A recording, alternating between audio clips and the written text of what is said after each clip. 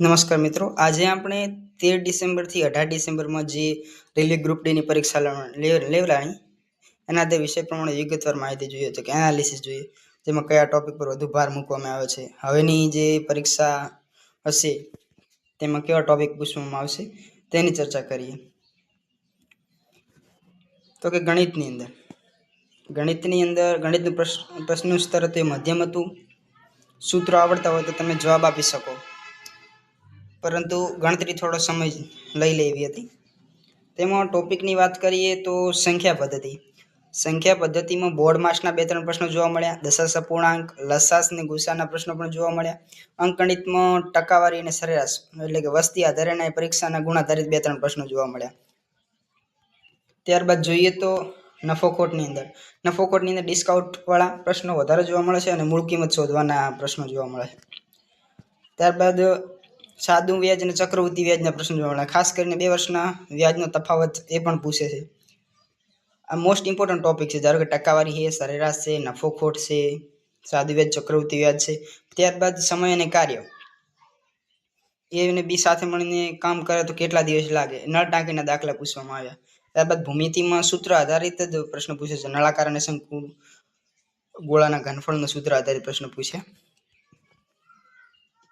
આગળ વિજ્ઞાનની અંદર જોઈએ તો કે એનસીઆરટી 9-10નું ફોકસ કરવામાં આવે છે, જેમાં ભૌતિક વિજ્ઞાનમાં પ્રકાશ, અંતર્ગોળ અરીસો અને બહિર્ગોળ અરીસો દ્વારા પ્રતિબિંબની લાક્ષણિકતાઓ એટલે લાક્ષણિકતાઓમાંથી પ્રશ્ન પૂછવામાં આવ્યા. ત્યારબાદ વિદ્યુતનો ઓહમનો નિયમ, V = IR, જૂલનો તાપીય નિયમ અને પાવર બરાબર P = VI એટલે આ સૂત્ર આધારે દાખલાઓ જોવા મળ્યા હતા. ભૌતિક વિજ્ઞાનમાં ખાસ કરીને દાખલાઓ પૂછતા હોય છે.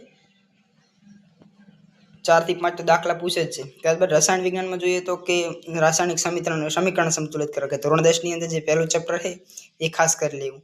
પછી આવર્ત કોષ્ટકનો જે સમૂહ હોય એના આધારે પણ પ્રશ્ન પૂછવામાં આવ્યા. પછી પદાર્થોના રાસાયણિક નામ, ધારો કે ખાવાનો સોડા, બ્લીચિંગ પાવડર, આ એસિડ બેઝને લગતા પ્રશ્નો પૂછવામાં આવ્યા. ત્યારબાદ જીવ વિજ્ઞાનની અંદર જોઈએ તો માનવ શરીરના અંગો, હૃદય, કિડની, મગજના કાર્યો અંદર કાર્યોમાંથી પ્રશ્ન પૂછવામાં આવ્યા. પછી વિટામિનની ઉણપથી થતા રોગને આધારે પણ પ્રશ્ન પૂછવામાં આવ્યા છે. ત્યારબાદ રીઝનિંગમાં જોઈએ તો કે વધુ સ્કોર કરાવી શકે તેવો છે. બેઠક વ્યવસ્થામાં વધુ સમય લે એવા પ્રશ્નો પૂછવામાં આવ્યા હતા. બેઠક વ્યવસ્થાની અંદર પણ ગોળાકાર અને સીધી હરોળમાં બેઠેલા લોકો 5 થી 8 મોસ્ટ ઓફ 5 થી 8 લોકો જ પૂછે છે. કોડિંગ, ડીકોડિંગ, અક્ષર અને નંબર કોડ ઉકેલવા, અક્ષરોની શ્રેણી અને કોડની શ્રેણી જોવા મળે છે. ત્યારબાદ સંબંધો, બ્લડ રિલેશન જોવા મળે, જે ફેમિલી ચાર્ટ આધારિત જોવા મળ્યા હતા. ત્યારબાદ દિશા અંતર, ઉત્તર દક્ષિણ દિશામાં ચાલ્યા પછી અંતિમ સ્થાન શોધવામાં આવતું, એવા પ્રશ્નો પૂછવામાં આવ્યા. ત્યારબાદ ન્યાયતંત્રને લગતા વિધાન નિષ્કર્ષવાળા 2-3 પ્રશ્નો પૂછી લીધા છે.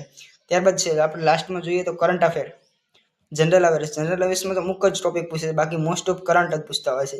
કરંટ અફેર્સમાં 2024ના અંત અને 2025ના વર્ષનું પૂછાયું છે. કરંટ અફેરમાં સ્પોટ એવોર્ડ, નવી સરકારી યોજના જે કેન્દ્ર સરકારની છે, મુખ્યમંત્રી અને રાજ્યપાલની નિમણૂકો, ત્યારબાદ બંધારણમાં મહત્વની કલમ, મૂળભૂત અધિકારો, રાષ્ટ્રપતિની સત્તાઓ એવું પૂછવામાં આવ્યું છે. ત્યારબાદ ભૂગોળમાં નદી, પર્વત અને નેશનલ પાર્ક એકાદ પ્રશ્ન એનો પૂછવામાં આવ્યો છે. ઇતિહાસની અંદર પણ એકાદ પ્રશ્ન એમાંથી જોવા મળ્યો છે. હવેની જે વિદ્યાર્થીઓની પરીક્ષા છે એના માટે ક્વિક ટિપ્સ છે. તો કે નકારાત્મક ગુણમાં 1.1/3 નેગેટિવ માર્કિંગ હોવાથી જે પ્રશ્ન પાકો આવડતો હોય ને તે જ ઠીક કરો. ક્રમ સૌથી પહેલા રીઝનિંગ, વિજ્ઞાન પતાવો,